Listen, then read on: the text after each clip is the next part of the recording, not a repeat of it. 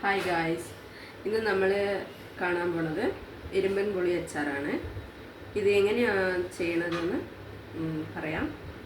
First ഇത് ചെറിയ കഷ്ണങ്ങളായിട്ട് അരിഞ്ഞിട്ട് അത് ഉപ്പിൽ സ്റ്റോർ ചെയ്ത് വെക്കണം. പിന്നീട് നല്ലെണ്ണ, കടുക്, വേപ്പില,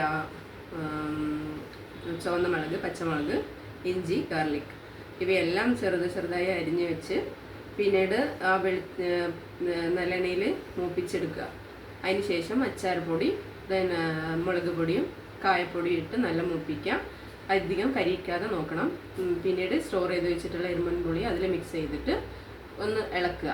അതിനുശേഷം ജസ്റ്റ് കുറച്ച് നാട്ടിച്ചക്കര പറയും, അതായത് ശർക്കര കുറച്ച് ഇതിൽ ചേർത്ത് അതിന് ശേഷം വിനാഗർ മിക്സ് ചെയ്ത് നല്ല ഇളക്കി വെക്കുക. ഇത് ഐസായതിനു ശേഷം നമുക്ക് ബോട്ടിലിൽ സ്റ്റോർ ചെയ്യാം. അച്ചാർ റെഡി, വാങ്ങ സാപ്പിടலாம்.